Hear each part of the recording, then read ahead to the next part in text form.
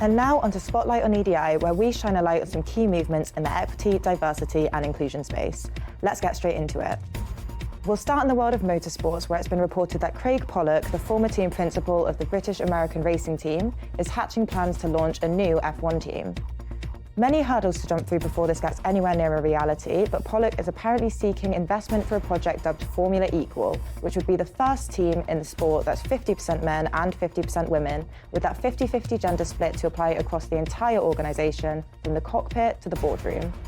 Formula Equal would mark a positive change in a sport that's traditionally struggled with gender diversity, with a 2016 survey conducted by the FIA finding that in European motorsport, women accounted for only 19% of volunteers, 16% of institutional employees, and 6.5% of drivers. This is all in spite of the fact that an estimated 40% of Formula One fans are female. This is a pretty radical idea for Formula One, so what measures can be put in place to ensure it's executed successfully? Let's start by speaking to what it is. The ambition is to build opportunities and pathways for women to get to the very top level in some motorsports. Like every ambition, it needs to transcend to becoming built around goals and objectives which are smart, that's specific, measurable, attainable, realistic and time-specific. There are positive signs that this has been considered, as we understand that one arm of Formula Equal will be academy systems to have women trained to Formula One level both on and off the track.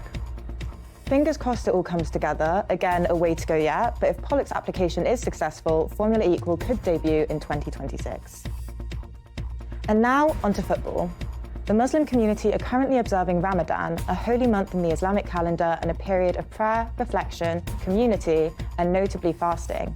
And for the first time, several English League fixtures have paused partway through the first half, just after sunset, so players who are fasting can break their fast in accordance with their customs.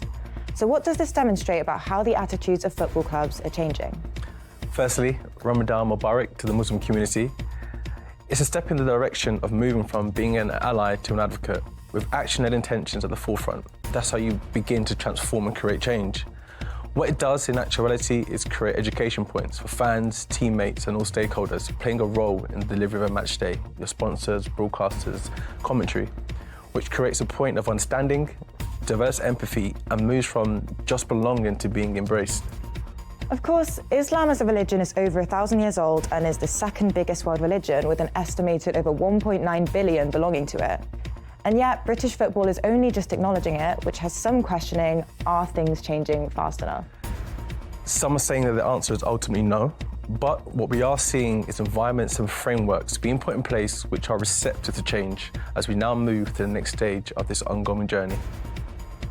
And speaking of ongoing journeys, we'll now touch on another development in an ever-ongoing debate in sport, the trans debate. World Athletics have banned transgender women from competing in female world ranking events. The president of the governing body, Lord Sebastian Coe, has stated that trans athletes who have gone through male puberty would not be permitted to compete. Coe said that decisions are always difficult when they involve conflicting needs and rights between different groups, but that the decision was guided by the overarching principle, which is to protect the female category. He did, however, also state that the ban may not be forever and that the council have agreed to set up a working group for 12 months to further consider the issue of transgender inclusion.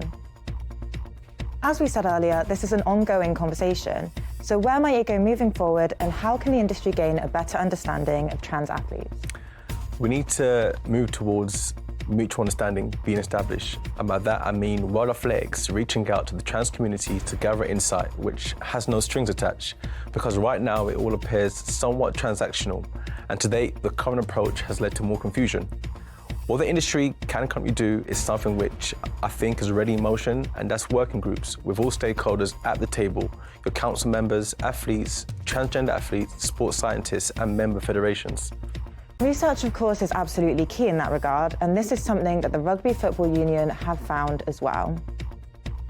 And last, but certainly not least, Nike releases their biggest ever Federation capsule collection, and it's in celebration of the Women's World Cup. This follows a large investment by the sportswear giant into extensive women-specific research to develop an understanding of the needs of female footballers.